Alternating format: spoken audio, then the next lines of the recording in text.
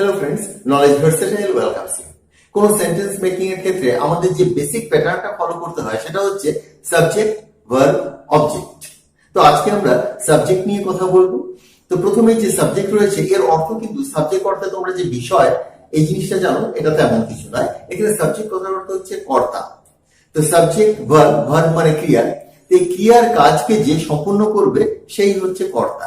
সবসময় কিন্তু তোমরা ওয়ান ওয়ার্ডেড সাবজেক্ট কিন্তু নাও পেতে পারো, অর্থাৎ সাবজেক্ট কিন্তু বিভিন্ন ধরনের হয়। তো আজ আমরা এই সাবজেক্টের একটা বেসিক কনসেপ্ট নিয়ে আলোচনা করব যে সাবজেক্ট কি কি হতে পারে। ধরো Tom plays in the field, Tom মাঠে খেলে, এখানে টম হচ্ছে সাবজেক্ট। তো এত সিম্পল সাবজেক্ট কিন্তু সবসময় হয় না, বিভিন্ন ধরনের সাবজেক্ট হয়। তো চলো মূল আলোচনায় আসি। সাবজেক্ট কি কি হতে পারে, অর্থাৎ কোন কোন ধরনের সাবজেক্ট আমরা বাক্যে পেতে পারি। অনেক সময় দেখবে তোমরা কোনো নিউজ পেপার বা ম্যাগাজিন পড়তে গেলে যে বাক্যের সাবজেক্ট কোথায়, বাক্যটা শুরু কোথা থেকে, তার মাথা মুন্ডু কিছু খুঁজে পাওয়া যায় না। এর পিছনে কারণই এই যে সাবজেক্টের যে ধরন সেটা বিভিন্ন ক্ষেত্রে বিভিন্ন রকম হয়ে থাকে। সিম্পল ওয়ান ওয়ার্ডেড সাবজেক্ট আমরা সব ক্ষেত্রে পাই না। তো সাবজেক্ট রূপে আমরা সর্বপ্রথমে যাকে পাবো সেটা হচ্ছে নাউন। এক নম্বরে রয়েছে দেখো নাউন। নাউন কি না, যে কোনো নামবাচক শব্দকে নাউন বলে। আমি দেখো এখানে লিখে দিয়েছি যে কোনো নাম, যে কোনো নাম বা যে কোনো নামবাচক শব্দ। তা নাউনকে তো 5 ভাগে ভাগ করা হয়: proper noun, common noun, collective noun, material noun, abstract noun.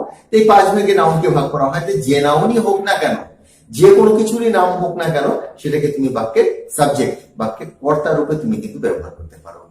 Tom, water, crowd, kindness, bird, অর্থাৎ যে বিভিন্ন ধরনের নাউন রয়েছে সে যাই হোক না কেন সেটাকে তুমি বাক্যের সাবজেক্ট হিসাবে ব্যবহার করতে পারো। আমি একটা এক্সাম্পল দিয়ে দিচ্ছি। এখানে আমরা টমকে নিয়েছি, টম হচ্ছে proper noun. Tom has done the work, Tom কাজটা করেছে। তো এক্ষেত্রে টম যেটা, এটাই হচ্ছে বাক্যের সাবজেক্ট। তো এক নম্বরে আমরা দেখলাম যে নাউনকে তুমি সাবজেক্ট রূপে গ্রহণ করতে পারো। 2 নম্বরে আসছি noun phrase. Noun phrase, phrase কথার অর্থ হচ্ছে শব্দগুচ্ছ।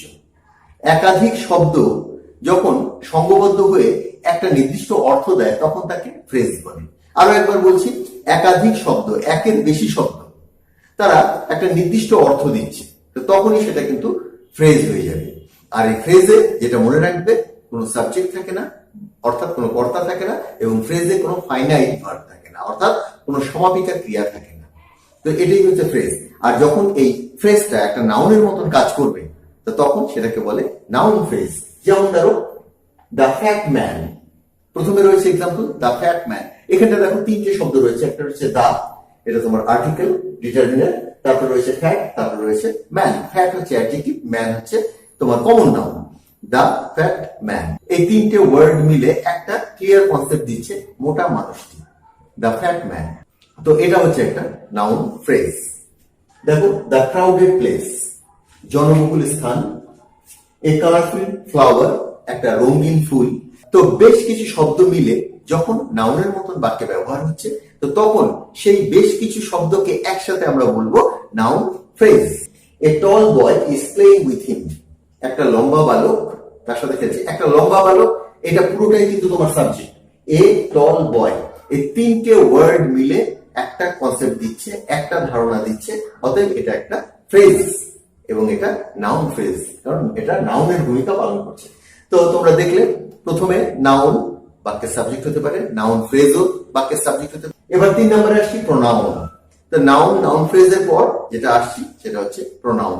নাউনের পরিবর্তে তুমি যা ব্যবহার করো সেটাকেই বলে প্রোনাউন। তো নাউনের পরিবর্তে আমরা কি ব্যবহার করতে পারি? He, she, they, you, I, it, this, that, those, this, one ইত্যাদি।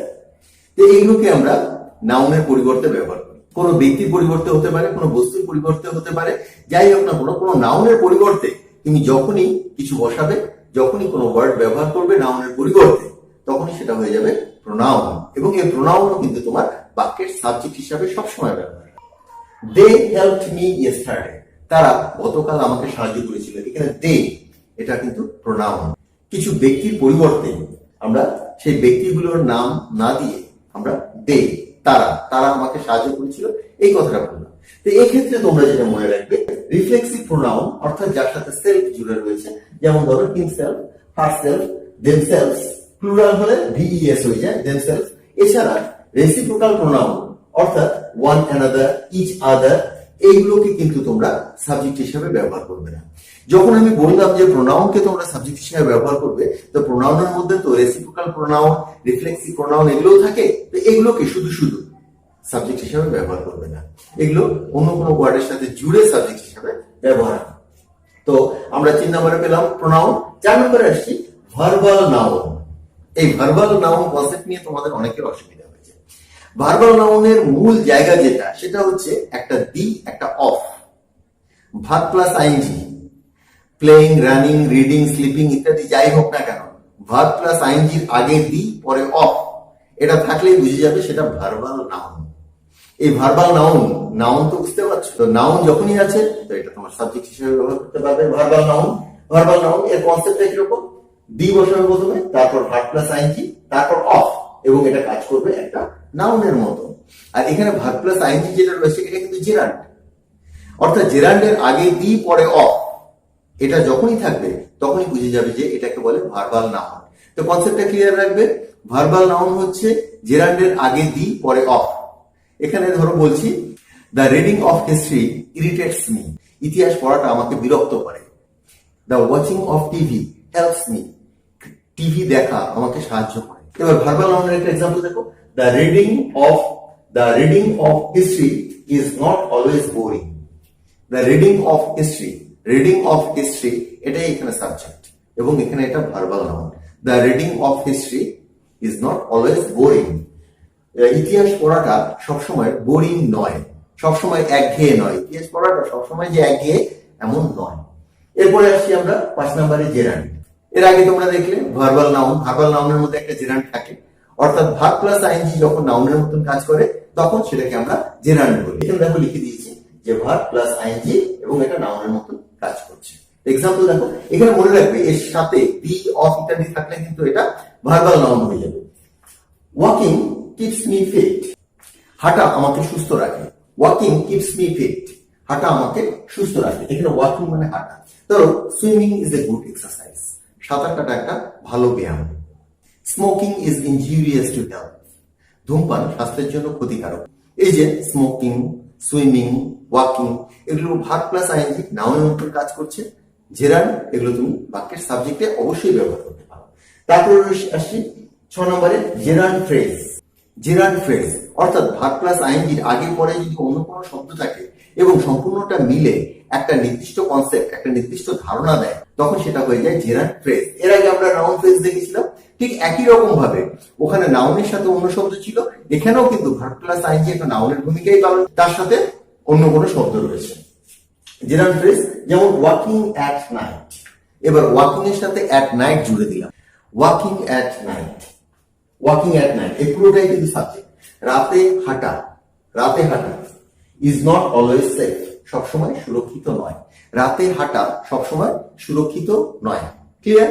এখানে রাতে হাঁটা, ওয়াকিং অ্যাট নাইট, এটা তোমার জেরান্ড ফ্রেজ, পুরোটাই সাবজেক্ট।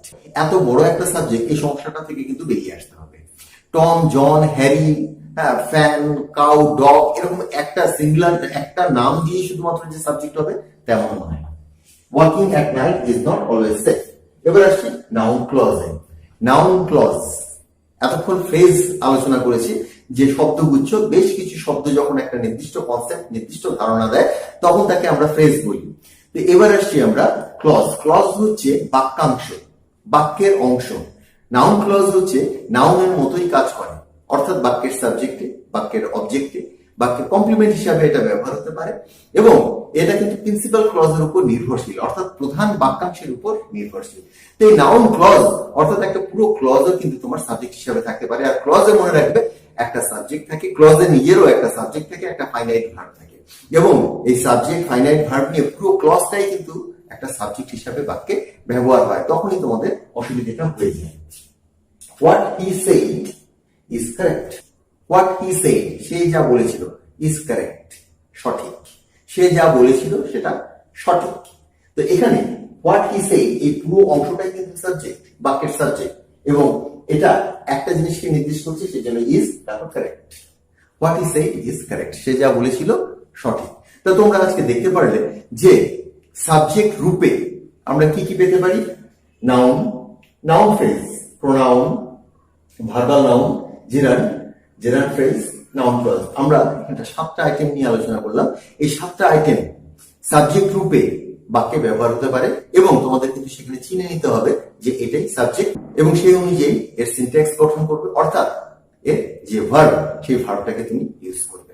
এটা সিঙ্গুলার না প্লুরাল। তো আজকের আলোচনাটা এখানে শেষ করছি। আমার পূর্ববর্তী ভিডিওর কিছু লিঙ্ক তোমরা নিচে ডেসক্রিপশনে পাবে, আর ডেসক্রিপশনে আমি আমার পূর্ববর্তী ভিডিওর লিঙ্ক সবসময় দিয়ে রাখি, সেগুলো খুবই important. And if you like the video, hit by.